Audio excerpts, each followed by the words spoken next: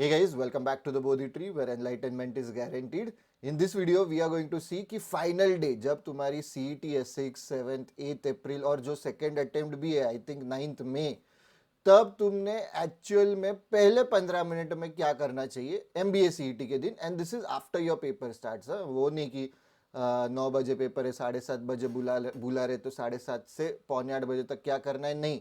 तो 9 से 9:15 तक क्या करना है. तो as soon as your paper start, पहले 15 मिनट में तुम्हारी स्ट्रैटेजी क्या होनी चाहिए वो देखने वाले. End of course you can try this in your मॉक्स also. पहले मतलब मॉक में ट्राई करो before implementing it in your actual मतलब डी डे स्ट्रैटेजी. एंड कुछ भी डाउट्स रहेंगे ऑब्वियसली आज them in the comment section below. And ये 15 मिनट्स वाला सही लगा तो तुम्हें पूरा एकदम डी डे वाला स्ट्रैटेजी चाहिए कि क्या करना चाहिए, तो कमेंट सेक्शन में डी डे जरूर डालना है या डी डालो, मुझे समझ में आएगा. ठीक है, let's continue with the video. Alright guys, before we start the video, DQR के होपफुली इंडिया संडे को फाइनल्स में पहुंचे और बिफोर द फाइनल्स ये लॉन्च करेंगे. Basically DQR is already launched, but जो एडवांस्ड एनालिसिस है वो अभी लॉन्च होगा. तो एडवांस्ड एनालिसिस बहुत मतलब ऐसे एनालिसिस तुम्हें मिलेगा नहीं 15 क्वेश्चंस के बेसिस पे. और ऑब्वियसली जैसे जैसे तुम ज़्यादा क्वेश्चन सॉल्व करोगे ना, हम और बेटर तुम्हें एनालिसिस दे पाएंगे. एंड उसमें एक एक्शन प्लान भी रहने वाला है कि बेसिकली कि तुमने ये चीज़ों पे काम किया तो there is a higher probability, सब प्रोबेबिलिटी के बेसिस पे रहेगा, स्टैटिस्टिक्स के बेसिस पे रहेगा कि तुम्हारा CET में मार्क्स बढ़ने का प्रोबेबिलिटी फिर बढ़ता है. ये टॉपिक्स पे फोकस करो, उसमें भी सब टॉपिक्स भी बोलेंगे हम. सो this is very important. Analysis के पॉइंट ऑफ व्यू से देना है प्लस क्वेश्चन सिलेक्शन के पॉइंट ऑफ व्यू से वेरी इंपॉर्टेंट, क्योंकि क्वेश्चंस हार्ड लेवल के, मॉडरेट टू हार्ड, 10 मिनट में 15 क्वेश्चन पॉसिबल ही नहीं है. तो question selection becomes very important. तो वही पॉइंट ऑफ व्यू से ये बना है. dqr.tbtprep.com एवरीडे होता है. All right, point number 1, CET एक नेविगेशन एग्जाम है. क्योंकि कैसा है ना, अपने पास CET कितना 200 क्वेश्चंस देते. एंड प्लीज अंडरस्टैंड कि 200 के 200 क्वेश्चंस अटेम्प्ट करना is next to impossible unless एकदम ही घटिया जो लास्ट टू लास्ट साल एक स्लॉट में एकदम घटिया पेपर था कि जिसमें लोगों ने 190 195 भी अटेम्प्ट किए थे. तो ऐसा पेपर तुम्हें आया तो खुश नहीं होना है. ठीक है, इसमें नॉर्मलाइजेशन में वाट लग सकती है. आया तो सैड भी नहीं होना है कि अरे मेरी नॉर्मलाइजेशन में वाट लगेगी. जो तुम्हारे हाथ में 200 क्वेश्चंस मतलब एकदम इजी आए ट्राई करो, बट 200 क्वेश्चंस अटेम्प्ट करना इज इम्पॉसिबल. पर 200 क्वेश्चंस तो अपने पास है. तो फर्स्ट पॉइंट शुड बी कि एटलीस्ट पूरे के पूरे एक बार तो भी देख के होने चाहिए. सेक्शनल टाइम लिमिट नहीं है, obviously there is no sectional time limit. And plus sectional time limit भी नहीं है एंड सेक्शनल कट ऑफ भी नहीं है. तो ऐसे मत सोचो कि अरे मैं तो एब्स्ट्रैक्ट रीजनिंग का एक भी अटेम्प्ट नहीं किया तो मेरा तो होगा ही नहीं JB. ऐसा नहीं है. तुमने अगर बाकी 3 सेक्शन बहुत बढ़िया से अटेम्प्ट किए हो सकता है. ठीक है, पर अल्टीमेटली 200 के 200 मार्क तो करने, क्योंकि there is no negative marking, right. Chaos, पूरा केओस. कैसा होता है ना कि तुम सेक्शन में भी स्विच कर सकते हो, कौन सा क्वेश्चन सिलेक्ट करना है वो तुम्हारे इस पे है. तो बहुत मतलब दिमाग में ना पैनिक रहता है कि मैं मूव ऑन करूं क्या. बहुत से लोग मतलब ये गलत है अगर किधर सुना रहेगा कि नहीं जंप करो इधर से वो सेक्शन में फिर वापस ये, ऐसे मत करो. क्योंकि सेक्शन में क्या होता है कि एक बार LR के जोन में मैं चला गया और LR करते करते बीच में ही सोचा नहीं अभी कॉन्ट्स कर लेते, ऐसे मत करते जाओ. अटेम्प्ट देखो कि हाँ मेरी डिफिकल्टी लेवल क्वेश्चन की ये लग रही है, मेरा स्ट्रेंथ ये, मेरा वीकनेस ये. इसलिए मैं बार बार तुम्हें बोलता हूँ कि स्ट्रेंथ्स एंड वीकनेसेस की शीट होनी चाहिए. डिफिकल्टी क्लस्टर्स भी रैंडम रहते हैं, बीच में बहुत डिफिकल्ट हो जाएगा, इनिशियली हो जाएगा, एंड में मे बी इजी डाल दिया रहेगा, तो क्लस्टर्स में आता है. ठीक है, एक साथ फिर 5-10 एकदम डिफिकल्ट क्वेश्चन आ जाएंगे. तो ये मैं बहुत बार बोल रहा हूँ, अभी लोग पिकअप करने लगे, बहुत से लोग अभी तुम्हें बताएंगे कि ये नॉलेज नहीं टेस्ट करता CET. तुम्हारा तुम्हारा डिसीजन मेकिंग पावर टेस्ट करता है, मतलब how fast you move on. एक जगह पे अटक के नहीं बैठना है, ईगो पे कुछ भी नहीं लेना है. तो मैं तुमको एक ओवरव्यू दे रहा हूँ, ऑब्वियसली अपन स्ट्रैटेजी की बात करेंगे. तो जैसे मतलब एग्जाम स्टार्ट होती है, पहला क्वेश्चन ले लिया तुमने और तुम्हारा स्ट्रेंथ है, इसका मतलब तुम उस पर 10 मिनट डाल दो, ऐसा नहीं करना है. लग गया स्ट्रेंथ है पर लग रहा है ना मुश्किल है या टाइम लगेगा, मार्क फॉर रिव्यू. ऑलराइट, अटक के नहीं बैठना है. मतलब लाइक द फर्स्ट 15 मिनट्स ना set the tone. If first 15 minutes don't go well for you, for the rest 2 hours 15 minutes you might be in a panic state कि मैं अरे होगा कि नहीं होगा कि नहीं, वही चलता रहेगा दिमाग में. तो first 15 minutes become the most important. ठीक है, सबसे इंपॉर्टेंट हो जाते हैं फर्स्ट 15 मिनट्स, इसलिए 15 मिनट्स पे अपन ने वीडियो बनाया. ऑलराइट, तो जो जिनका ज्यादा अच्छे से प्रेप नहीं हुआ है या ज्यादा मॉक्स नहीं दिए या सीरियस स्टूडेंट्स नहीं हो, पहले 15 मिनट में क्या करते, क्वेश्चन 1 से चालू कर देते. ठीक है, मैं सॉल्व करना स्टार्ट करूंगा, अरे क्वेश्चन 1 आया, लेट्स सॉल्व. फिर अटक के बैठते, जो मैंने बोला कि they get stuck, and once they get stuck फिर ईगो पे आता है कि यार ये मेरा स्ट्रेंथ है, ये मैं मॉक में हमेशा सॉल्व करता था, तो अभी कैसे मैं मार्क फॉर रिव्यू करूं, ऐसे चलता है उनके दिमाग में. फिर पैनिक में जाते क्योंकि 5-10 मिनट चले गए और 1-2 क्वेश्चन ही अटेम्प्ट किए, ऊपर दिखता है टाइम, राइट. एंड फिर पूरे बाकी के पेपर में रिदम लूज होता है. जो अपन ने रिदम सेट किया है मॉक्स में, वी लूज दैट रिदम.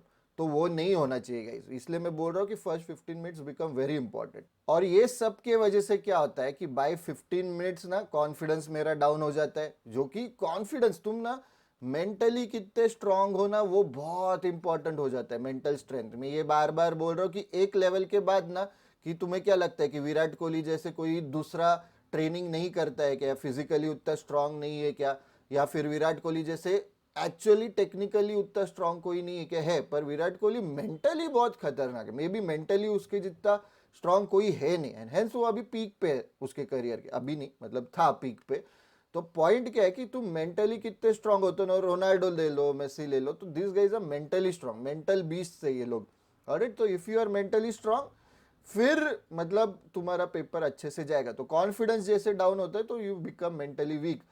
तो 15 मिनट में टाइम लूज हो जाता है. टाइम लूज फिर तुम कैलकुलेट करने लगते हो, अरे मेरा इतना टाइम गया, तो पूरा फिर बाकी के टाइम वही चालू रहता है.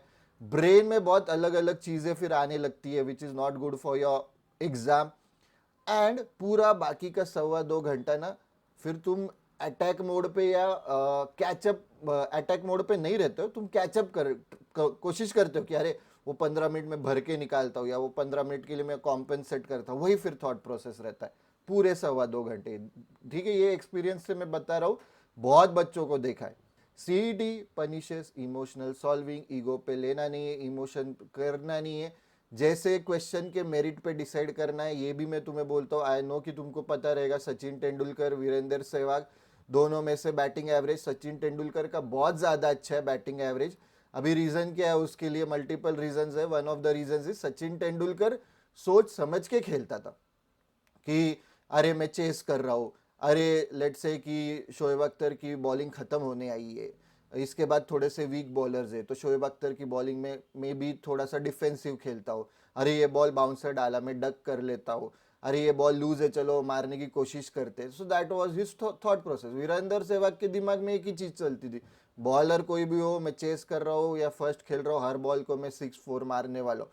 तो ऑब्वियसली नेचुरल सी बात है, वीरेंद्र सहवाग का बैटिंग एवरेज लो था, क्योंकि ही यूज टू, मतलब जितना कंसिस्टेंट होना चाहिए ओपनिंग बैट्समैन में उतना नहीं था. पर he was a good batsman क्योंकि वो थोड़ा एक्सप्लोसिव स्टार्ट देता था. बट बहुत बार वो जल्दी आउट हो जाता था. तो पॉइंट क्या है, अपने को जल्दी आउट नहीं होना है. लंबा गेम है अपना, 2 hours 30 minutes का गेम है. तुम उसमें पहले 50 में एकदम ऐसे एकदम एक्साइट होके कुछ भी नहीं, इमोशन, अरे नहीं ये तो मैं सॉल्व करूंगा, ये तो मैं मॉक में होता था, मैं अभी क्यों नहीं सॉल्व करूँ, मैं करूंगा करूंगा करूंगा, चले गए मिनट. तो फिर once you lose that initial momentum na, then the whole 2 hours 15 minutes you will be playing catch up, you will be like थोड़ा सा पैनिक मोड में रहोगे, कॉन्फिडेंस डाउन रहेगा. वो नहीं होना चाहिए. ठीक है, that is the worst thing that can happen. Alright, अभी टॉपर्स अलग क्या करते हैं. देखो लाइफ में ना हर चीज अपने को प्लान करनी रहती. Obviously you have to plan things, you have to see कि मैं अगर ये करूंगा तो इसका इम्पैक्ट क्या गिरेगा. तो that is what generally the toppers do. First 15 minutes में दे डोंट स्टार्ट कि हाँ चलो चालू कर देते. ठीक है, पहले 15 मिनट्स में जैसे तुम स्कैन कर रहे हो पेपर, जनरली ना वो स्कैन करते हैं अलग अलग सेक्शन की, कौन से सेक्शन में क्या है, अंदाजा आ जाता है. If you have prepped well you realize कि अरे 15 मिनट 15 मिनट्स में समझ रहे हैं, अरे एलआर के तो बहुत ही ईजी क्वेश्चन है, कॉन्स के थोड़े मुश्किल लग रहे हैं तो कॉन्स एंड के लिए रखता हूँ. नहीं वर्बल का भी इजी लग रहा है, एब्स्ट्रैक्ट का भी, तो ये पहले 3 इसको टारगेट करता हूँ. This scan sections. और बीच में कैसा है ना, 15 मिनट्स पूरा स्कैनिंग पे नहीं अपन डाल सकते. बीच बीच में लगा ना ये इजी लग रहा है, सॉल्व कर देने का मतलब फिर at the end of 15 minutes की यू रियलाइज कि अरे मैंने स्कैन भी किए, 15-20 क्वेश्चन भी सॉल्व किए, तो I am in a good position. क्योंकि स्कैन करते करते तुमको इजी क्वेश्चन दिखते, उधर के उधर तुमने सॉल्व करने चाहिए इजी क्वेश्चन. ठीक है। तो दीज आर बेसिकली फ्रीबीज, जो इजी क्वेश्चन आती है। बच्चों का क्या होता है कि जो इमोशनल या ईगो सॉल्व करते कि यार ये सेक्शन तो मैं, ये टॉपिक तो मैं करता ही था, वो स्टार्टिंग के इसमें क्या होता है 15-20 क्वेश्चन जानबूझ के सीईटी सेल ने मुश्किल डाले, उसमें अटक के बैठते। तो एंड में जब वहां पे लास्ट के 151 टू 200 क्वेश्चन जो कि वेरी इजी थे, वहां तक पहुंचते भी नहीं है बच्चे, फिर दैट इज वेरी बैड। ठीक है, तो अपने को फ्रीबीज आइडेंटिफाई करनी है, देखना है, फिर देखना है कि कहाँ पे इजी मुश्किल दिख रहा है, क्या कौन सा सेक्शन इजी है। जो मुश्किल वाले क्लस्टर भी दिखेंगे तुमको, वो वहां पे तुरंत रफ शीट में लिख लेना है कि यार ये वाले तो मुश्किल लग रहे, अभी के लिए छोड़ देते, बाद में देखेंगे। ठीक है, तो तुम जैसे 120 पे पहुंचते हो डायरेक्टली 141 क्लिक करना है। एग्जाम्पल दे रहा हूँ, try this in your mock. ठीक है, फिर एक तुम अटेम्प्ट बैंड भी सेट कर सकते हो। तो ये थोड़ा सा ना एडवांस्ड स्ट्रेटेजी हो जाएगा। तुम्हारा बहुत अच्छा प्रेप हुआ है तो मैं सजेस्ट करूंगा मॉक में पहले ट्राई करो, मतलब फिर देखो कि तुम्हारा वो अटेम्प्ट बैंड तुम जो सेट कर रहे हो वो बराबर मैच हो रहा है क्या। कि यार ये पेपर मुश्किल लग रहा है मेरे को, even if I attempt 130 to 140 genuine ना, इट्स अ गुड थिंग। ऐसे तुमको समझ में आना चाहिए, नहीं ये पेपर मुश्किल बहुत इजी लग रहा है, 180 तो मिनिमम मैंने अटेम्प्ट करने ही चाहिए। तो ये तुम अटेम्प्ट बैंड सेट कर रहे हो और उसके हिसाब से फिर तुम टाइम अलॉट करते जा रहे हो। ये ना तुमको सीईटी ना, तुम कितना फास्ट अडेप्ट करते हो ना ऑन द स्पॉट, उतना अच्छा तुम्हारा परसेंटाइल होगा। ठीक है, सीईटी वही टेस्ट कर रहा है पिछले 5 सालों, लाइक सिंस 2021 2020 से ही, मतलब ये 6 1 साल से वही कर रहा है वो। कौन अच्छे से अडेप्ट कर रहा है, कौन पैनिक नहीं कर रहा है, उनका अच्छा स्कोर आता है। ठीक है, तो try this in the first 15 minutes. All right, so पहले 15 मिनट्स में क्या थॉट प्रोसेस रहती है कि मेरे मार्क्स किधर छुपे हैं, कहाँ पे छुपे हैं मार्क्स, फ्रीबीज जो मैंने बोला इजी वाले। ठीक है, कि जो तुरंत सॉल्व हो जाएंगे। ऐसे नहीं सोचते कि let me prove I am smart, अरे मैं एकदम मुश्किल पजल मैंने भले 15 मिनट लगे पर मैंने सॉल्व किया, और 15 मिनट में अरे 5 ही क्वेश्चन सही, इट्स ओके, बट मुश्किल वाला मैंने सॉल्व किया तो जे बी विल एक्सेप्ट मी। ऐसे नहीं है, तुम इजी सॉल्व करो मुश्किल सॉल्व करो, मार्क्स तो एक ही मिलने वाला है अपने को हर क्वेश्चन का। ठीक है, तो इजी वाले अपने को पहले टारगेट करने, that should be the thought process. ये ट्राई करो, राइट, और देखेंगे अपन कि क्या क्या करना चाहिए तुमने पहले 15 मिनट में। और तुमको ये अच्छा लग रहा है तो फुल 2 hours 30 minutes का क्या होना चाहिए, तो कमेंट सेक्शन में जरूर डी डालना, तो मैं 2 hours 30 minutes का क्या स्ट्रैटेजी होना चाहिए वो भी बताऊंगा। ऑल राइट गाइस, तो MBA CET 2027 के भी सारे bundles are officially live. If someone is targeting CET 2027 या 2027 एकेडमिक ईयर की टारगेट कर रहे तो वो भी बंडल सारे लाइव है।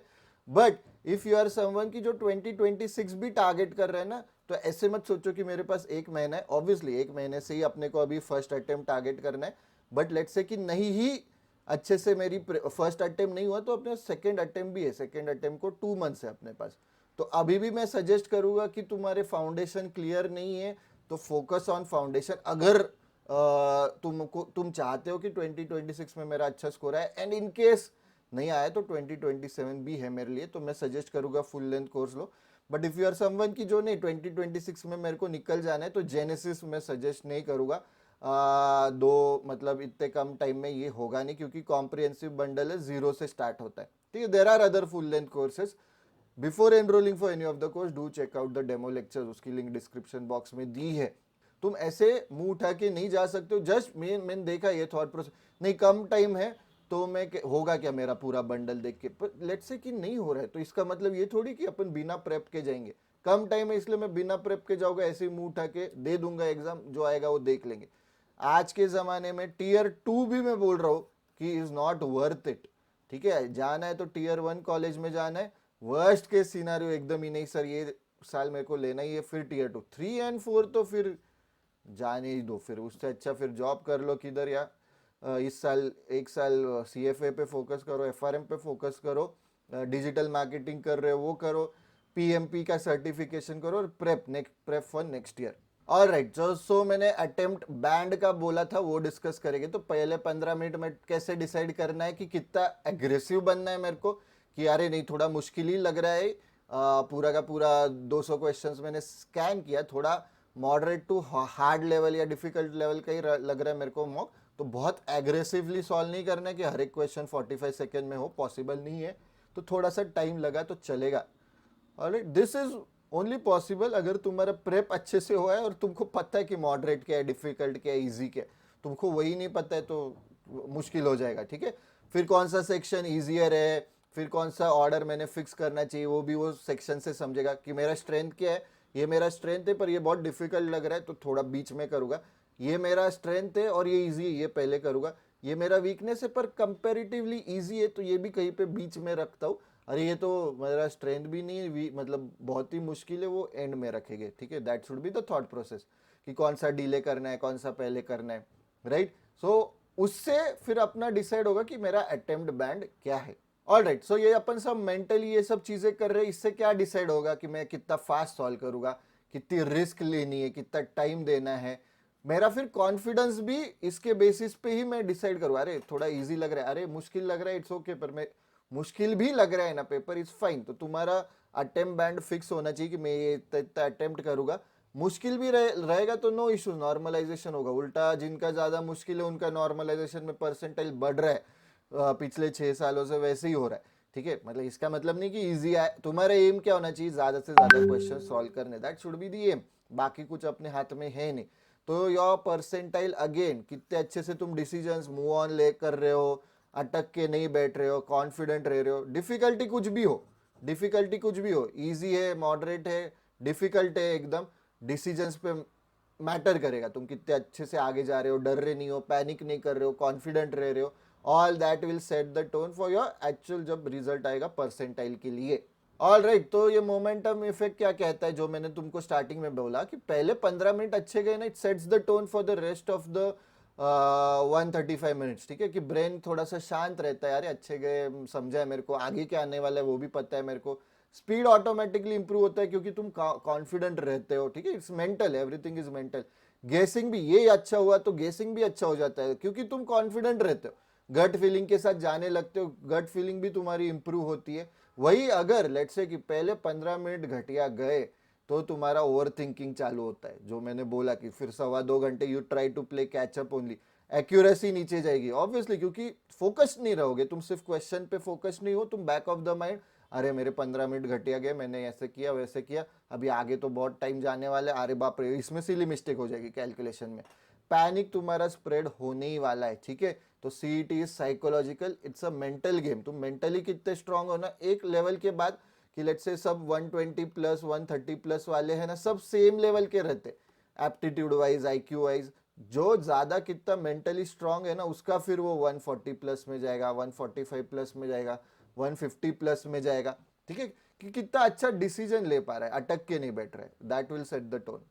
Alright guys, so if you are someone की नहीं सर 26 में कुछ भी हो, एडमिशन लेना है, crash course is for you, fast way में अपन ने पूरा सिलेबस कंप्लीट किया है, फिर मॉक्स देना है, but if you are still someone ना कि नहीं सर मैं मतलब सेकेंड अटेम्प्ट भी देना है, अच्छे से ही प्रेप करना है, तो फुल लेंथ कोर्स ही देखो, ठीक है, full length course, beat alpha, देखो सारे बंडल्स ना टॉप नॉच है, मतलब कोई भी किसी भी अपने बंडल को किसी और के बेस्ट बंडल से कंपेयर करो, अपना बंडल विल स्टैंड आउट, क्योंकि सीखा है अच्छा है, मेथड्स अच्छे, एग्जाम्पल्स वैसे लेवल के हैं, एक एक क्वेश्चन दो दो तीन तीन मेथड से सॉल्व किया गया है, तो तुम्हारा अच्छे से प्रेप होने वाला है, वो गारंटीड है।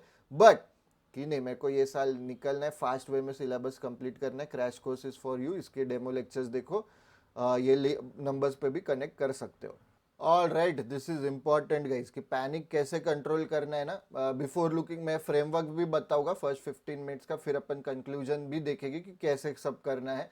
बट पैनिक कंट्रोल ना बहुत इंपॉर्टेंट हो जाता है कि पहले 15 मिनट में तुमको ना, ये देखो पेपर रैंडम ही है सबके लिए, तुम्हारे स्लॉट में जो आएगा दूसरों के स्लॉट में भी नहीं आएगा, तुम्हारे स्लॉट में भी क्वेश्चंस ऊपर नीचे करते तो वो रैंडम होता है, ज्यादा पेपर वो नहीं सोचना है, बस तुम्हारा पेपर पे फोकस करो, तुमको कैसे लग रहा है वो देखो, इजी मॉडरेट डिफिकल्ट, फिर बैंड फिक्स करना है, फिर इजी फ्री बीज पहले में 15 मिनट में सॉल्व कर लेने, पहले 15 मिनट में तुम्हारे 15 क्वेश्चन भी सॉल्व होते हैं ना, इजी इजी अच्छा हो जाता है, 15-20 टारगेट करो क्योंकि इजी इजी है, प्लस तुम सेक्शंस भी थोड़े देख ले रहे हो कि कहाँ पे इजी कहाँ पे मुश्किल है, स्किप फास्ट, मूव फास्ट, अटक के मत बैठो, तुम्हारा फिर पैनिक वैसे ही कम हो जाएगा, ठीक है, कि पर तुम कहीं पे अटक के बैठे, एक क्वेश्चन पे भी तुम अटक के बैठे ना, next question onwards panic start हो सकता है, ठीक है, क्योंकि तुम्हारे दिमाग में वो चलते रहेगा कि अरे इसको ये 4 मिनट डाल दिए मैंने, वो चलते रहेगा दिमाग में। और तो ये तो पता है कि 200 के 200 क्वेश्चंस तो मेरे को सॉल्व नहीं करने, but I have to visit them at least once, क्योंकि एंड में कहीं पे इजी क्वेश्चन डाल दिए, मैं पहुंचा ही नहीं, वो बाद में तुम फिर खुद को कोसोगे, तो वो सब नहीं होना चाहिए, ठीक है। एटलीस्ट वंस 200 के 200 क्वेश्चंस देखने, control what I can, ignore what I can't. अरे ये तो घटिया पे क्वेश्चन कैसे डाल दिया, ये तो ऐसे आउट ऑफ सिलेबस से इंटीग्रेशन का डाला था ना, तो ये सोच, मतलब अभी वो सबको ही डाला है तुम्हारे स्लॉट के, तो तुम रोते बैठोगे क्या? तुम सुपरवाइजर को बुलाओ, उसके हाथ में कुछ नहीं रहता, सुपरवाइजर इंटीग्रेशन दिखा, पढ़ा है क्या तुमने? नहीं पढ़ा है, सोचना भी क्यों है? मार्क फॉर रिव्यू भी मत करो, क्योंकि वापस आने के बाद थोड़ी ना सॉल्व होने वाला है, छोड़ दो। Next, control what I can, जो मेरे हाथ में उसमें फोकस करने वाला हो, जो मेरे हाथ में नहीं, इग्नोर, मूव ऑन, ठीक है। लाइफ का वो स्ट्रेटेजी होना चाहिए, control what I can, ignore what I can't. ये होता है जनरली टॉपर्स का माइंडसेट। और तुम देखो लाइफ में भी जो अच्छे परफॉर्म कर रहे हैं, यही कि मेरा फोकस है कि जो मेरे हाथ में है उसमें मैं फोकस करूंगा, जो मेरे हाथ के बाहर है वो भगवान भरोसे या जो भी है देख लेंगे आगे जाके। ऑल राइट, तो एग्जैक्ट फर्स्ट 15 मिनट्स फ्रेमवर्क क्या है कि पहले 3 मिनट ना कुछ सॉल्व मत करो, स्कैन कर लो फटाफट फटाफट कि हाँ ये सेक्शन में ये दिख रहा है, अरे पजल बहुत ही बड़ा दिख रहा है, बाप रे, पजल में फटाफट स्कैन करना है। पजल 10 सेकेंड में स्कैन कर रहे हो, लंबा है, बहुत सारे उन्होंने हिंट्स दिए हैं, 10 लोगों का है, 5 वेरिएबल्स है, वो मैं सॉल्व नहीं करने वाला, उधर ही डिसीजन ले लिए तुमने। Don't second guess, once you have made the decision don't second guess, ठीक है। सेकेंड गेस करते करते भी तुम्हारा फिर टाइम वेस्ट होगा। फिर फटाफट तुमने जो इजी इजी क्वेश्चंस आइडेंटिफाई किए है ना, तो वो सॉल्व करने 7 मिनट में। 7 मिनट में तुम्हारे 10-12 तो हो ही जाएगी, इजी है क्योंकि वो क्वेश्चन, अरे ये 2 लाइन का क्वेश्चन है, परसेंटेज का बेसिक है, कर लो। अरे ये 2 लाइन का क्वेश्चन है, ब्लड रिलेशन का बेसिक है, कर लो। स्टैंड अलोन क्वेश्चन फटाफट कर लो। तुमको एक हाथ पैराजम्बल भी इजी लगा रही है तो बहुत, मतलब 7-8 वर्ड्स का एक सेंटेंस है, बहुत इजी पैराजम्बल है, 4-5 मार्क्स मिल गए उधर। वैसे थॉट प्रोसेस होनी चाहिए तुम्हारे स्ट्रेंथ्स और इजी कौन से देख के। एंड फिर अभी ना सेक्शन ऑर्डर थोड़ा फाइनलाइज करो, इसमें भी क्वेश्चन सॉल्व हो रहे, करो, ऐसा नहीं कि नहीं, पर सेक्शन ऑर्डर फिर मैं फाइनलाइज करूंगा कि हाँ मेरे को बीच में ये सेक्शन मुश्किल लग रहा है, इसके टाइम मेरे को नींद आने वाली है तो ये बीच में करता हूँ, या इसके टाइम मेरे को नींद आने वाली मैं तो एंड के लिए छोड़ता हूँ। योर कॉल, वो मतलब फिर तुम्हारे स्ट्रेंथ्स वीकनेस, तुम कब फ्रेश रहते हो कौन सी साइकिल में, वो तुम पे है फिर, ठीक है। तो रूल्स क्या कहते हैं कि 30 सेकेंड में तुमको लगा ना कुछ प्रोग्रेस नहीं, स्किप। ये फर्स्ट 15 मिनट्स का नहीं बोल रहा हूँ मैं, इन जनरली बोल रहा हूँ, बहुत टाइम है 30 सेकेंड्स मतलब, ठीक है। जो अपने 4 पॉइंट स्ट्रैटेजी फॉलो कर रहे हैं उनके लिए नहीं है ये, ठीक है।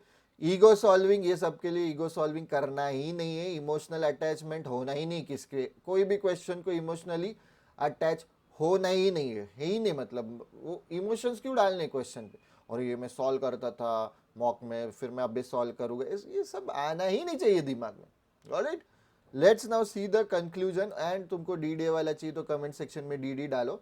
Let's continue with the video. All right, HyperBoost is now live and this is going to happen during the first and second attempt के बीच में भी होगा, तब का अलग रहेगा ऑब्वियसली क्योंकि माइंडसेट बच्चों का अलग रहेगा। अभी का HyperBoost अलग है, तुमको लग रहा है मैं अटक के बैठा हूँ स्कोर पे, तो this is for you. Now hence for the students that will come, उनको रिकॉर्डिंग मिलेगी HyperBoost की, so this is going to be very beneficial for you if you are someone की हु फील्स कि मेरा score प्लेटू हुआ है। HyperBoost is for you, जरूर इसका भी डिस्क्रिप्शन बॉक्स में लिंक देख लेना। Connect with the team to ask any doubts. Alright, तो कंक्लूजन क्या है, you don't need to be brilliant, ठीक है। तुमको JBIMS जाना है ना, तुम एकदम एक्सेप्शनल, बाप रे एकदम आइंस्टाइन को ही पैदा किया, वाह वाह, वैसा नहीं होना चाहिए, ठीक है। तुम कितने अच्छे मेंटली स्ट्रांग हो, कितने अच्छे ऑन द स्पॉट डिसीजंस ले सकते हो, कितने अच्छे मेंटल मूव ऑन कर सकते हो, उससे तुम्हारा डिपेंड करेगा। फर्स्ट 15 मिनट्स में एकदम काम, फर्स्ट 15 मिनट्स में पैनिक हो रहे हो ना, फुल पूरा पेपर गया, फिर नहीं, फिर मुश्किल है, फिर it's very difficult to come back from that zone. Alright, क्योंकि वो पेपर है, बहुत से बच्चे तो मॉक्स देने को ही डर रहे अभी भी। किसी को पूछा मॉक में क्या स्कोर, मैंने स्टार्ट नहीं किया, भाई कब स्टार्ट करेगा तू, सीईटी खत्म होने के बाद मॉक्स देगा, जस्ट देख, अरे मेरे तो बहुत आ रहे थे मॉक्स में, सीईटी में नहीं आया, फिर क्या वो माँ बाप को फिर झूठ बोलने के लिए मॉक्स देंगे? खुद के लिए देना है मॉक्स, जो भी करना है लाइफ में खुद के लिए करना है, ठीक है। Because once momentum is built percentile follows, तो ये सब चीजें करनी है जो डिस्कस किया करना है। अगर पहले 15 मिनट में मोमेंटम अच्छे से बिल्ड हुआ तुम्हारा ना, तुम्हारा परसेंटाइल आएगा, 100% अच्छे से आएगा। द फर्स्ट 15 मिनट्स की है, एकदम इंपॉर्टेंट है। Alright guys, before we close the video, this is daily quizzes. Scan this QR code, you'll get access to the daily quizzes, of course free है. And DQR के questions would be very difficult compared to daily quizzes. DQR daily होगा, daily quizzes भी daily आएंगे. ये treat these questions as warm up. ये अपना फिर actual strategy कुछ ट्राई करनी है 10 मिनट में इम्प्लीमेंट करके, प्लस तुमको फिर एनालिसिस रिपोर्ट भी मिलेगा. These are our cheat sheets. This is for cons, this is for verbal. Scan this QR code, you'll get access to the cheat sheets as well. Cheat sheets important है अभी last and zone में. Phoenix programme दो type of people के लिए, एक जो अच्छे से परफॉर्म किए पहले रिपीटर्स है उनके लिए, एक थोड़ा सा मॉरल बूस्ट की कर भाई रिपीट होएगा तेरे से तो उनके लिए, और दूसरा those who want to switch their coaches for whatever reasons कि नहीं मैं नहीं उनके साथ रिलेट कर पाया, तो ये उनके लिए भी है कि फाइनेंशियल बर्डन नहीं होना चाहिए तुम पे. सारे बंडल्स लाइव है, 2027 के भी bundles are officially live. Do check the demo lectures before enrolling. That's it for this video guys. If you like the video, don't forget to click on the like button, share karo, subscribe to the Bodhi Tree channel. Also don't forget to press the bell icon to get notifications whenever we post such useful videos. Comment section में D डालना, तो मैं D की full strategy कैसे होनी चाहिए वो भी मैं बताऊंगा. टेलीग्राम ग्रुप एंड चैनल पे अपडेट्स डालते हैं तो वो देख लेना. इंस्टाग्राम पे MBA in a minute, case study in a minute काफ़ी अच्छे से डाला है, वो भी देखना. यूट्यूब पे ऐसे वीडियोस लेके आते ही, कुछ भी डाउट्स रहेंगे as usual ask them in the comment section below. Best of luck for your prep. That's it for this video guys. See you in the next video.